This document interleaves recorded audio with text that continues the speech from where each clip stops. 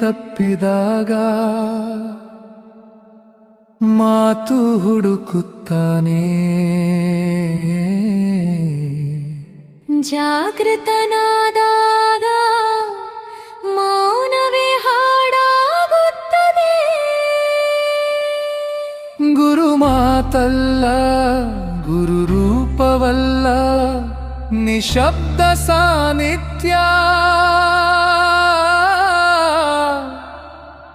ಅದೇ ಜಾಗೃತಿ ಬೆಳಕು.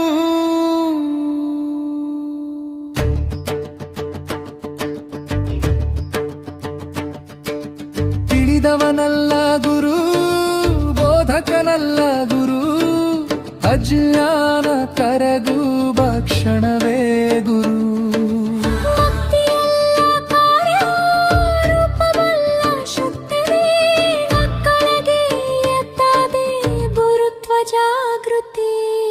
ಮಾನವನು ದಾರಿ ತಪ್ಪಿದಾಗ ಮಾತು ಹುಡುಕುತ್ತಾನೆ. ಜಾಗೃತನಾದಾಗ ಮೌನವೇ ಹಾಡಾಗುತ್ತದೆ.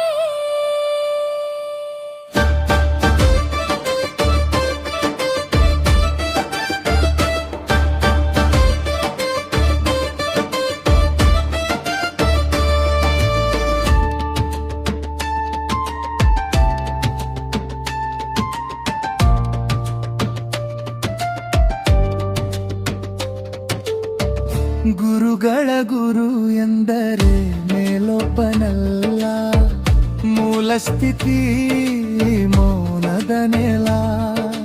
ಪರಂಪರೆ ಪೋಷಿಸುವ ಶಬ್ದ ಹರಿವು, ಬೋಧನೆಯಲ್ಲ ಜಾಗೃತಿಯ ಕರುಣೆಯ ಸವಿವು. ಮಾತು ನೆನಪಾಗುತ್ತದೆ, ವಾದ ಹುಟ್ಟಿಸುತ್ತದೆ, ಕಾಲದೊಂದಿಗೆ ಮುಸುಕಾಗುತ್ತದೆ.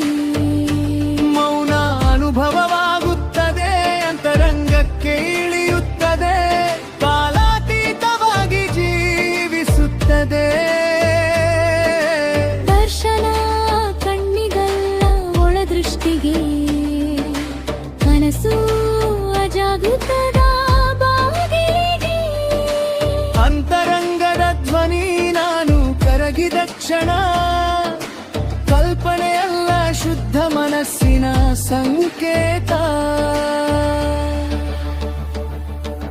ಮಾನವನು ದಾರಿ ತಪ್ಪಿದಾಗ ಮಾತು ಹುಡುಕುತ್ತಾನೆ. ಜಾಗೃತನಾದಾಗ ಮೌನವೇ ಹಾಡಾಗುತ್ತದೆ.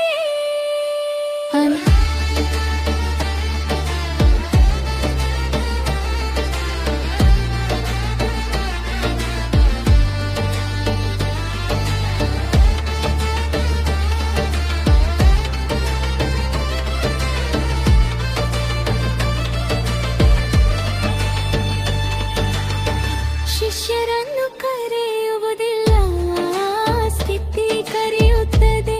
ಶಕ್ತಿ ಬೇಡದವರಿಗೆ ದಾರಿ ತೆರೆಯುತ್ತದೆ.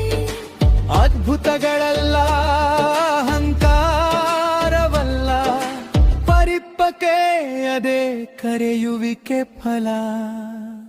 ನೇರ ಗುರು ದಾರಿ ತೋರಿಸುತ್ತಾನೆ, ಆಂತರಿಕ ಗುರು ಸ್ವಾತಂತ್ರ್ಯ ನೀಡುತ್ತಾನೆ.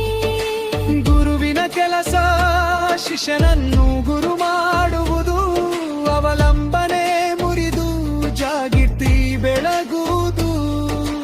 ಗುರು ಕಾರ್ಯ ವ್ಯಕ್ತಿಯಲ್ಲ, ಮೌನ ಚೇತನದ ಭಾಷೆ ನಿಜ. ಗುರು ಶಿಷ್ಯನ ಸ್ವಾತಂತ್ರ್ಯ, ನಿಶ್ಶಬ್ದ ಗುರು ಶಾಶ್ವತ ಕರುಣೆ.